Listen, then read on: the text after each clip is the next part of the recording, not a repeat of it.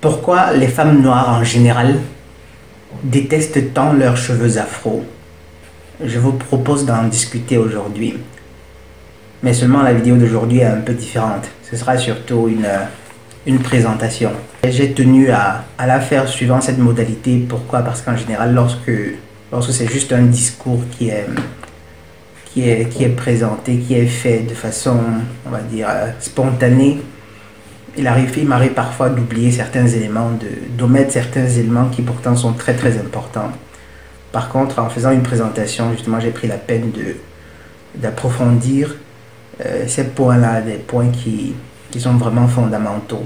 Et je voudrais aussi faire un petit avertissement. Si vous êtes de ces Africaines-là qui défendent ce comportement qu'ont les femmes noires à vouloir absolument arborer des cheveux qui soient semblables aux cheveux des femmes de race blanche, et si vous êtes particulièrement sensible, peut-être que vous n'êtes pas obligé de regarder cette vidéo aussi. Vous pouvez vous en passer. Par contre, si vous êtes assez forte, si vous êtes assez noble pour comprendre justement qu'il est urgent de faire quelque chose, je vous exhorte vraiment à la suivre, à l'écouter, et si possible, si après il sera possible que vous en tiriez quelque chose, ce sera simplement magnifique. Donc je vous laisse l'écouter et bonne vision.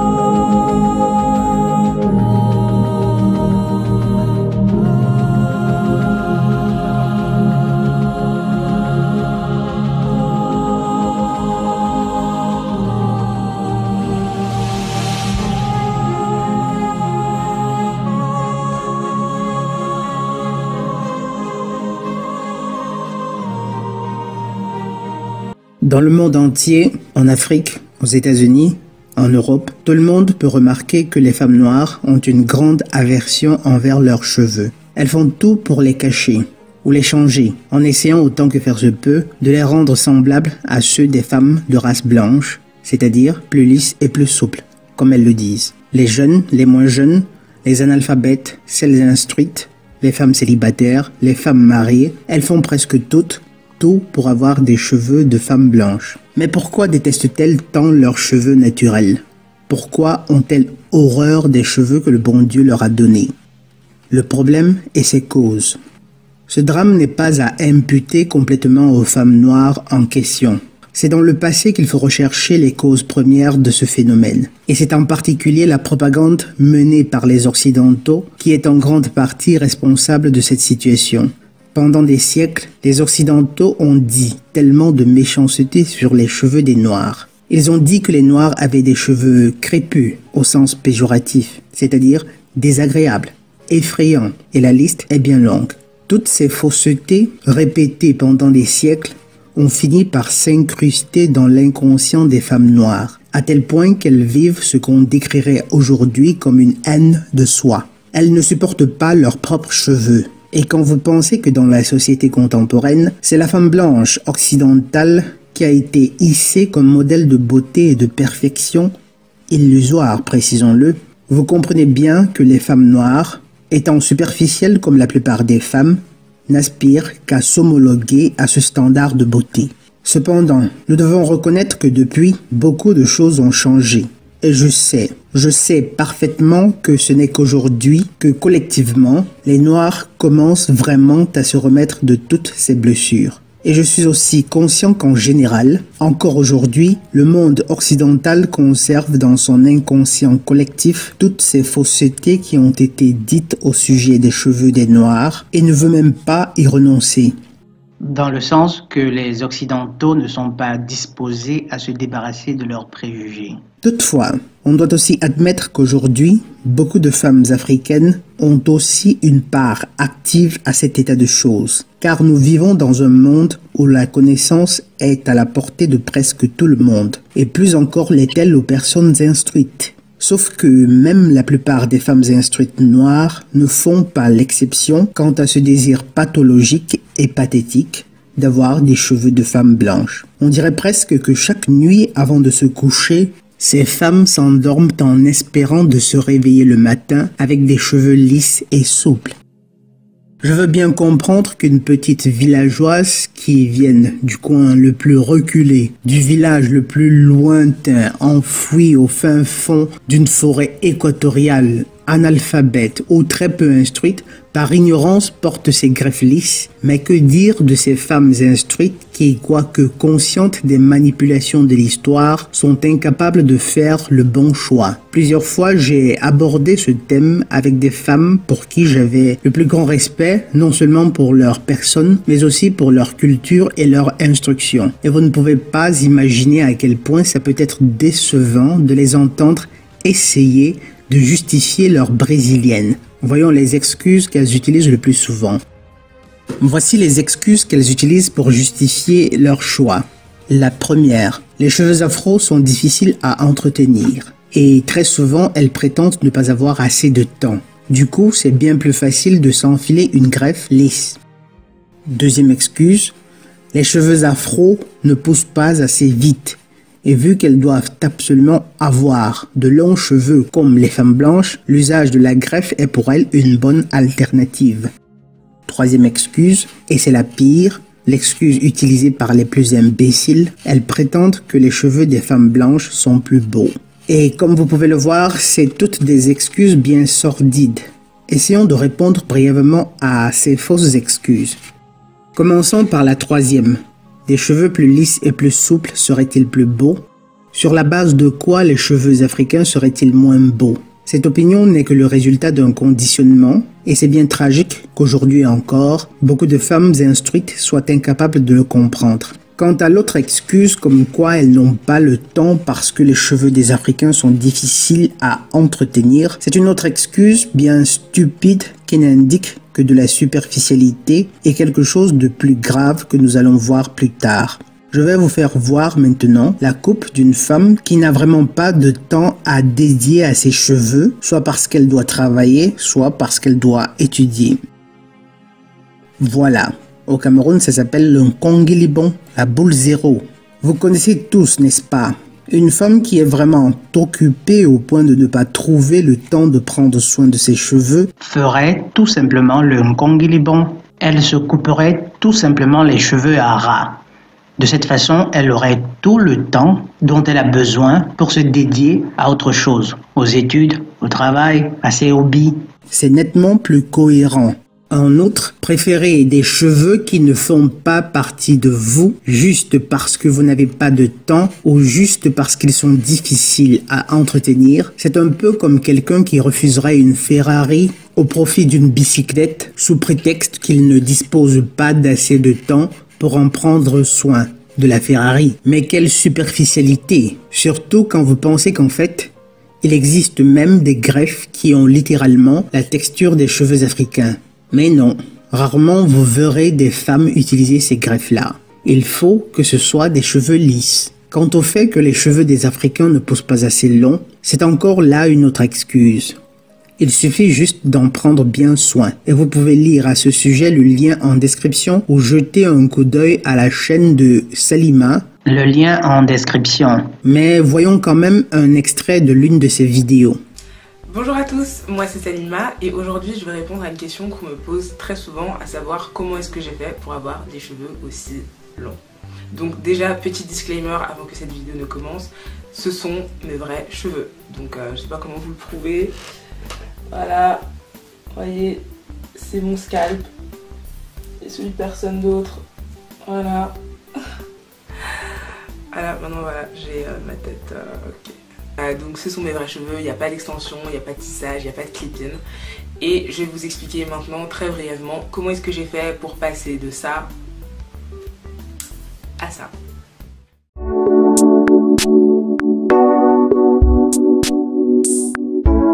Bien sûr que non, bien sûr que non. La beauté physique d'une personne n'a pratiquement rien à voir avec ses cheveux.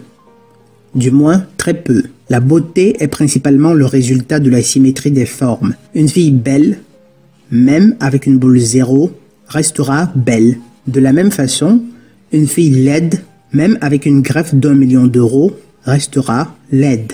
Regardez donc la demoiselle sur l'écran et dites-moi si la greffe l'a embellie. Évidemment, rien de personnel à l'actrice de foyer polygamique, mais c'est juste pour illustrer mon propos.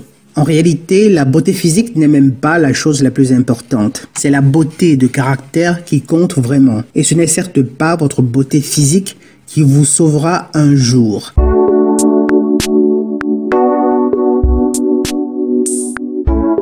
Maintenant, essayons de voir pour quel motif c'est si mauvais de continuer à utiliser ces greffes-là, et en particulier les greffes qui ne reproduisent pas la texture de vos cheveux naturels. Je vais procéder par ordre de gravité croissante. 1. Tout d'abord, les prix de ces greffes sont en général tellement élevés que je me demande où est-ce que les femmes trouvent le courage de dépenser de l'argent pour ça. La plupart des femmes noires, la plupart des femmes africaines vivent dans des pays où la population générale a de la peine à s'en sortir, mais vous voyez quand même des femmes priver leurs propres enfants de certaines choses juste parce qu'elles doivent s'offrir des greffes. Des Brésiliennes, des Hawaïennes, des Indonésiennes, des Péruviennes, des Kwakwalayennes, des Stroncelayennes, etc., etc. Et je me demande bien, c'est à quand des mèches camerounaises, des Congolaises, des Béninoises, des Ghanéennes, et là je parle toujours de mèches. Ah, je ne devrais pas poser la question. J'oubliais qu'elles ont horreur des cheveux africains. J'oubliais qu'elles détestaient les cheveux africains, leurs propres cheveux de laine. Pauvres insensés, pauvres folles. 2. Deuxième raison pour laquelle ces greffes sont mauvaises pour vous. Vous courez des risques réels de contracter des maladies. Vous savez tous que beaucoup de ces greffes proviennent de personnes réelles. C'est vraiment des cheveux humains, des cheveux parfois prélevés de cadavres. Et vous ne savez pas de quoi sont mortes ces personnes. Mais vous ne trouvez rien de mal à mettre ces choses sur vous. Et ne parlons même pas de l'utilisation de produits chimiques pour rendre les cheveux plus souples. Des produits nocifs qui mettent en danger vos vies. Jetez donc un coup d'œil à la vidéo en description pour voir ce à quoi vous vous exposez juste parce que vous êtes incapable d'accepter vos cheveux naturels. Et pour les petites malines qui prétendront que les greffes vendues sur les marchés subissent des traitements, permettez que je vous rappelle que le monde entier, à cause de ce type de haine de soi, tend à regarder l'Afrique avec un certain mépris. Du coup, les produits qui sont vendus en Afrique sont toujours de la pire qualité, pour vous dire à quel point leur mépris est grand. Et comment donc ne pas mépriser des personnes qui se méprisent elles-mêmes, ou pire encore, qui méprisent leur propre progéniture. Oui, en effet, c'est bien cela. Car si vous détestez vos cheveux naturels, les cheveux qui poussent sur les têtes de vos propres enfants, vous ne pouvez simplement pas vraiment les aimer non plus. Mais j'y reviens dans quelques secondes. On sait par exemple que les Chinois fabriquent beaucoup de faux, mais je vous assure que les faux qui sont destinés à l'Afrique sont encore plus faux que ceux qui sont destinés à l'Europe ou à l'Amérique. Et avec cela, vous croyez vraiment que des hommes d'affaires véreux qui ne songent qu'à gagner davantage en dépensant le moins possible, vous pensez qu'ils se donneront la peine de dépenser du fric pour s'assurer de la qualité des greffes qu'ils vendent en Afrique? Posez-vous bien cette question. 3. Enfin, l'aspect le plus affreux, le plus écœurant et le plus blessant de ce comportement. Je vais prendre une petite figure pour vous l'expliquer. Imaginez un petit enfant qui vit en Allemagne, en France ou en Italie. À l'école, ses compagnons de classe, de jeunes Européens blancs, l'insultent chaque jour en lui disant qu'il a des cheveux crépus, des cheveux durs, des cheveux dégoûtants, etc., etc. Le jeune garçon a mal. Il souffre. Il rentre à la maison et raconte cela à sa mère, car on sait que la maison c'est le lieu de refuge. C'est dans ses parents qu'il est censé trouver du réconfort. Et justement, la mère essaye de le consoler. Elle lui dit « Non, ce n'est pas vrai. Tu as de très beaux cheveux, tu es beau, et blablabla. » Mais en même temps, l'enfant voit que les cheveux de maman sont plutôt semblables aux cheveux des Européens. Il sait aussi que sous la greffe de maman, elle cache des cheveux qui sont semblables aux siens. Et là, l'impression que son subconscient reçoit est qu'il doit y avoir vraiment quelque chose de mal à ses cheveux. Car si maman cache les siens, c'est bien parce qu'il y a quelque chose d'intrinsèquement mauvais à nos cheveux. Est-ce que vous imaginez la peine que peut éprouver un enfant dans une telle situation? Bien sûr, il ne vous le dira pas, car par définition, c'est un enfant. Il n'a pas les ressources intellectuelles, ni pour exprimer sa souffrance, ni pour se protéger. Il en souffrira en silence. Et c'est là le plus grand drame que vivent nos jeunes enfants, sous le regard indifférent de leurs mères qui sont trop occupées à brosser leurs cheveux lisses. Le fait qu'une femme fasse subir à son enfant une telle violence symbolique dont l'indifférence est simplement inouïe. Je dirais même que c'est simplement horrible. Elles savent pourtant que l'exemple aura toujours plus d'effet que la simple leçon. Mais n'empêche, leur beauté semble avoir plus d'importance que le bien-être de leurs enfants. Il m'est arrivé, comme je vous le disais plus haut, d'en parler avec beaucoup de femmes instruites qui se refusaient littéralement et catégoriquement de comprendre cela. Et je peux vous assurer que j'en étais scandalisé. C'est vous dire combien certains êtres humains peuvent être cruels dans la passivité. Une cruauté très subtile, mais dont les ravages sont immenses. Des générations entières de femmes qui choisissent délibérément de donner la priorité à leur beauté, si tant est que les cheveux des femmes blanches les rendent plus belles, plutôt qu'à la santé psychologique de leur propre progéniture. Comment peut-on être indifférent à la souffrance de petits hommes, au mal-être de ces jeunes créatures innocentes? C'est monstrueux, c'est pathétique, c'est honteux, c'est incroyable, mais malheureusement, c'est vrai.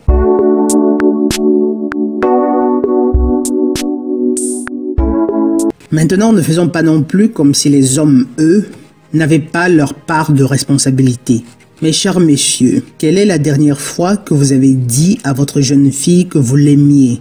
Quand c'est la dernière fois que vous leur avez dit à quel point vous trouviez jolis leurs beaux cheveux afro, leurs beaux cheveux naturels? Malheureusement, l'homme africain, l'homme camerounais, croit que pour éduquer un enfant, il suffit de lui donner du macabo. Je lui donne à manger. J'achète ses livres, je lui achète des habits. Quand elle est malade, je l'amène à l'hôpital. Tu veux que je fasse encore quoi, mon frère? Bande d'insensés, bande de fous. Vous avez le devoir de nourrir non seulement le corps, mais aussi l'esprit de vos enfants. Dites à vos jeunes filles qu'elles sont belles et que leurs cheveux naturels sont magnifiques.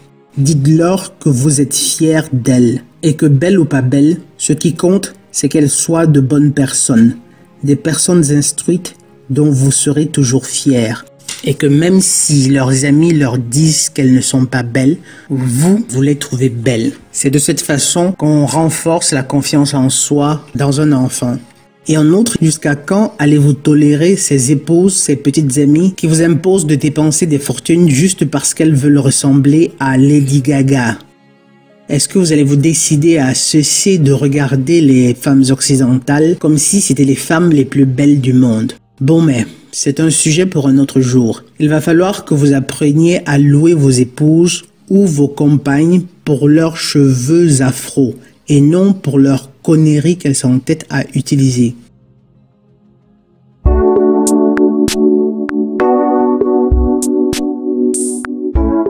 Malheureusement, non.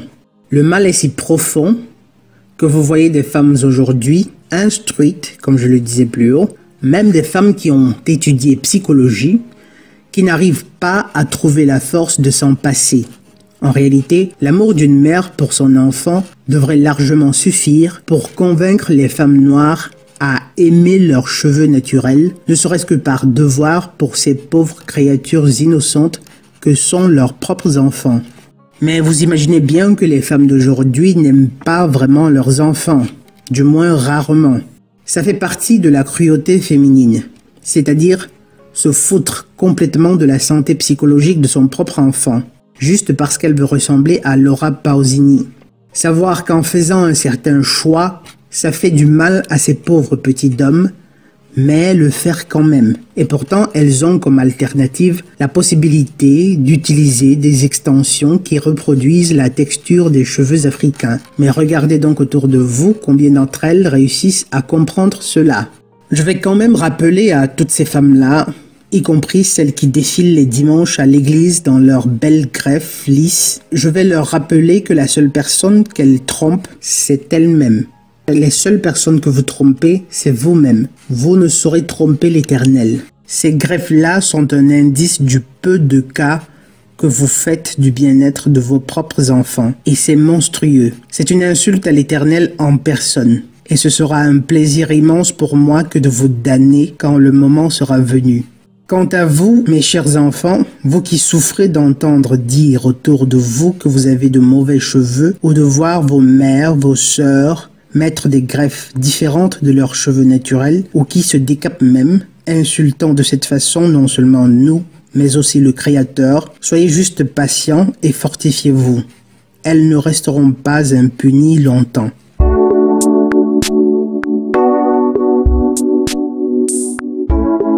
Pour celles qui ont l'intention de faire semblant de ne pas comprendre mon propos, je voudrais vous présenter une personne vraiment spéciale. Madame Chimamanda Ngozi Adichie, une femme africaine du Nigeria. Un modèle que d'après moi, toutes les femmes noires devraient suivre. Quoiqu'elle ait vécu pendant longtemps en Occident, elle ne s'est pas laissée empoisonner l'esprit par le féminisme nocif des Européennes. Son féminisme est un féminisme vraiment sain. Les femmes noires doivent comprendre qu'elles sont belles.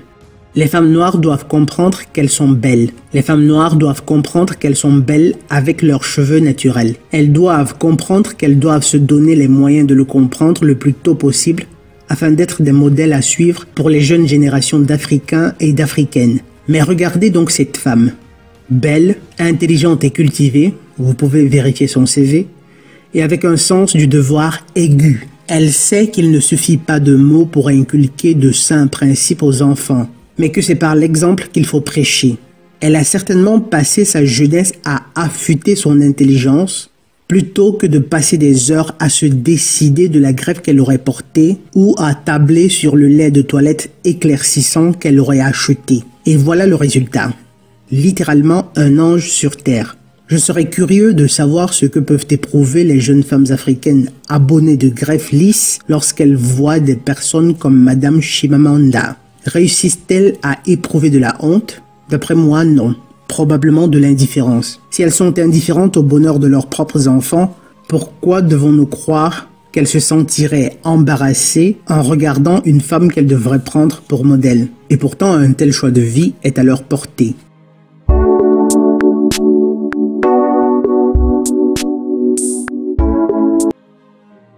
En conclusion, mes chers amis, mes chers jeunes, mes chers cadets, sachez que vos cheveux naturels, vos cheveux afro sont beaux. Ils sont magnifiques.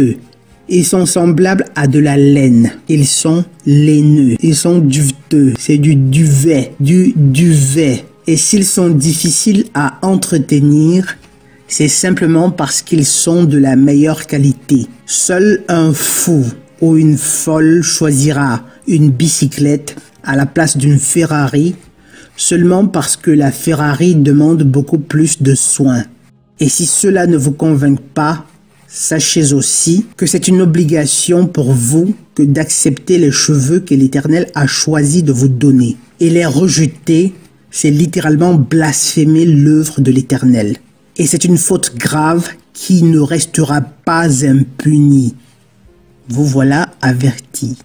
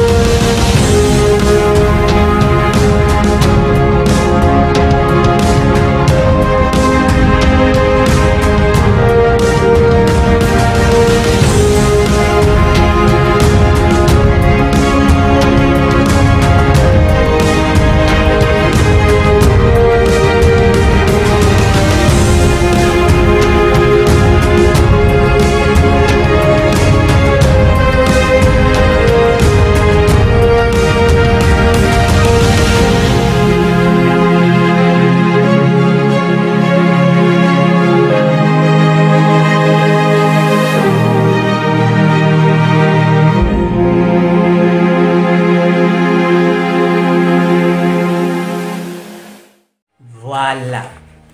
Vous l'avez bien regardé la vidéo. Est-ce qu'elle vous a plu? Est-ce qu'elle vous a touché? Est-ce qu'elle vous a blessé? Je sais quelles sont les personnes que cette vidéo a certainement blessé et profondément. Mais posez-vous bien la question, est-ce que le choc ou bien ce que vous éprouvez, c'est parce que vous essayez de défendre votre ego, ou est-ce que c'est parce que vous êtes vraiment rendu compte que cette tendance à utiliser ces greffes aux cheveux lisses là, c'est quelque chose de nocif, non seulement pour vous, mais surtout pour ces petits-enfants qui vous regardent. Surtout pour ces petits-enfants qui vous regardent. Justement, on le dit peut-être, on le dit de façon quelque peu légère. Parfois, c'est même comme si c'était de la blague. Mais c'est quelque chose de vraiment profond. Quelque chose de très très profond. Ce que vous devez absolument comprendre, chères sœurs, ce que vous devez vraiment comprendre, c'est que les enfants, c'est des enfants. Ils sont petits, ils sont par définition incapables de comprendre tout ce qu'on leur dit. Parce que c'est des enfants. Ils n'ont pas encore la maturité intellectuelle pour comprendre tous les discours qu'on a beau leur prêcher. Du coup, ils apprennent beaucoup plus de l'exemple. Donc, ces femmes qui disent, même si je porte des greffes lisses, après je vais dire à mon enfant que de toute façon, il doit être fier de ses cheveux. Il doit être fier de ses cheveux. Si vous dites à votre enfant d'être fier de ses cheveux, et par contre dans votre comportement, vous démontrez que vous-même, vous n'êtes pas fier de ces cheveux-là, l'enfant suivra votre comportement, pas ce que vous lui avez dit. Il suivra simplement votre comportement. Et vous aurez beau essayer de rationaliser, vous aurez beau essayer de trouver des prétextes pour justifier votre comportement, mais ce ne seront que des rationalisations, ce ne seront que des mensonges que vous essayez d'utiliser pour vous convaincre vous-même, pour vous convaincre à continuer d'utiliser ces greffes-là, ces greffes aux cheveux lisses. Et c'est même là le comble, quoi, le comble du choc, du paradoxe, de l'ignominie. Le fait qu'en réalité, bon ok, si vous aimez tant les greffes que ça, supposons que vous avez vraiment besoin d'arborer de longs cheveux. Or, vos cheveux peut-être poussent lentement. Pourquoi donc ne pas utiliser des greffes qui reproduisent exactement la texture de vos cheveux naturels, c'est-à-dire la texture des cheveux africains? Pourquoi ne pas le faire? Pourquoi est-ce que vous avez toujours besoin d'utiliser des greffes aux cheveux lisses? Parce que vous voulez faire les petites, je sais pas, des femmes blanches. Mais mon Dieu, est-ce que vous comprenez à quel point c'est pathétique? Est-ce que vous comprenez à quel point c'est douloureux pour un jeune enfant qui doit voir carrément sa propre mère dénigrer par son comportement ses cheveux? Sa propre mère. Si vraiment vous ne comprenez pas cela, si vraiment vous n'arrivez pas à comprendre cela, je vous garantis que vous avez vraiment un problème. Vous avez vraiment... Et ne croyez pas que ce soit innocent, quoi. Que bon, de toute façon, ce n'est pas si grave. Ça va passer. Non, non, non, non. Après, il y a un châtiment pour tout ça. Après, il y a un châtiment. Je vous garantis vraiment que si vous êtes incapable de comprendre cela, c'est parce que dans le fond, vous n'êtes pas la bonne personne que vous croyez être. Parce que vous vous dites quelque part que de toute façon, c'est pas si grave que ça. Non. Vous ne pouvez pas ignorer la douleur et la souffrance de jeunes enfants et être une bonne personne. C'est impossible. C'est simplement impossible. Je répète bien. Vous ne pouvez pas ignorer, vous ne pouvez pas être indifférente à la souffrance de jeunes enfants, de jeunes petits-enfants, et à la fois être de bonnes personnes. Non. Il faut vraiment être des personnes certainement pas bonnes pour être indifférente à la souffrance de jeunes enfants. Rappelez-vous bien l'exemple que j'ai pris. Le petit enfant, il va regarder, il regarde sa mère là, qui est en train de se brosser les cheveux, en train de faire le cher mouvement des limbi. Or, il est là, on se moque de lui chaque jour. Ses amis lui disent qu'il a les cheveux crépus, les cheveux séchés. Et il rentre à la maison, il voit maman qui essaye de cacher ses cheveux là. Du coup, il se dit, ah, ça veut donc dire que mes habits blancs, ils ont raison de dire que mes cheveux sont mauvais. Si maman qui a ces mêmes cheveux là, essaye de les cacher, c'est parce que il y a quelque chose de mauvais à ces cheveux là. Est-ce que vous imaginez ça? Et le petit, le pauvre, C'est un enfant, il n'a pas de ressources spirituelles, il n'a pas de ressources intellectuelles pour pouvoir se protéger. Il est obligé de souffrir en silence. Il n'est même pas capable justement d'exprimer cette souffrance-là parce que c'est un enfant. Et cette femme-là, et vous continuez, jour après jour, génération après génération. Génération, je sais, il y a certaines de vous, certaines de ces femmes qui tendent à dire, ben, mais là justement c'est une excuse que peut-être j'aurais dû inclure dans la vidéo, qui tendent à dire, ben, de toute façon, c'est le monde entier qui est occidental aujourd'hui, il y a aussi l'habillement que nous tous on aujourd'hui qu'on utilise que le monde, c'est-à-dire ses vestes, ses habits, tout le style vestimentaire est calqué sur le modèle occidental. Et celles qui utilisent cette excuse-ci, une fois de plus, permettez que je vous le dise, pauvres folles, pauvres insensés, pauvres folles, est-ce que vous n'êtes pas capable de faire la distinction entre quelque chose qui appartient à une identité superficielle qui peut changer à tout moment et une identité profonde? L'identité profonde, c'est quoi? La couleur de ma peau, par exemple, la texture de mes cheveux, c'est ça l'identité profonde. Pourquoi? Parce que je suis né avec. Il y a un terme qui est utilisé en anglais, primordialism.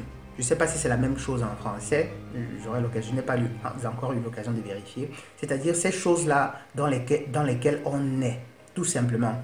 Primordialism. Je nais avec cette couleur de peau. Je nais avec cette texture de cheveux. Je ne suis pas né avec ces habits-ci. Ça fait partie justement de mon identité périphérique. Donc ça peut vraiment varier carrément au gré de mes humeurs, de mes envies et tout et tout. Je peux décider demain de mettre cette chemise-ci, de m'habiller comme un musulman, après-demain de m'habiller comme un Mexicain, après-demain de m'habiller comme un Bamileke, de m'habiller comme un Bassa, je sais pas, ça varie, c'est fluctuant. Mais seulement je ne suis pas né avec. Par contre, la couleur de ma peau, la texture de mes cheveux, la forme de mon nez, c'est des choses qui font partie de mon identité profonde parce que je suis né avec. Et en fin de compte, je remercie l'Éternel d'être né avec cette chose parce que c'est des trucs, c'est des éléments qui sont simplement magnifiques. Mais là, c'est un sujet pour un autre jour. Donc, n'utilisez surtout pas l'excuse du style vestimentaire qui pourrait être comparé au fait des cheveux. Non. Vous êtes né avec ces cheveux. Vous êtes censé aimer ces cheveux-là. Est-ce que vous voulez remettre en question, par exemple, la création de l'Éternel? Est-ce que c'est ça? Est-ce qu'on doit comprendre ça? Et si c'est le cas, c'est encore pire, quoi. Donc, mes chers amis, je vais éviter, par exemple, de me laisser emporter peut-être par l'émotion parce que c'est quelque chose qui est vraiment écœurant. Bon, mais je vais réserver cette énergie-là pour une autre vidéo parce que j'ai l'intention aussi de toucher le point sur le décapage. C'est les femmes qui se décapent. Et je vous assure que celles d'entre vous qui se décapent, lorsque vous verrez cette vidéo-là, vous comprendrez ce que vous êtes ce jour-là. Elle vous déplaira encore plus que celle-ci ne vous a déplu. Je vous le garantis. Par contre, aux femmes qui sont assez nobles de caractère pour comprendre qu'elles ont le devoir de faire quelque chose pour protéger la psyché de nos enfants, à toutes les jeunes personnes qui comprennent cela, je ne peux que vous dire merci. Ce que vous faites est littéralement louable. Ce n'est pas trop que de demander par exemple à une mère de sacrifier, entre guillemets, de sacrifier, on va dire quoi, sa beauté. Si tant est que ces greffes lisses les rendent plus belles, ce n'est pas trop leur demander que d'attendre d'elles qu'elles sacrifient justement ce petit élément de leur beauté, entre guillemets, pour le bien de leurs propres enfants. Pour le bien de leurs propres enfants. Pour le bien de leurs propres enfants. Donc celles justement qui ont déjà trouvé en elles la noblesse d'esprit, la force d'esprit, bien celles qui le feront, je ne peux que vous remercier en vous encourageant justement à tenir le coup. Ce n'est pas évident, je sais que ça peut être quelquefois compliqué de devoir lutter contre sa propre, on va dire ça comment, sa propre superficialité féminine pour pouvoir justement faire ce qui est juste, ce qui est noble pour la santé psychique de nos enfants. Je vous souhaite une excellente journée.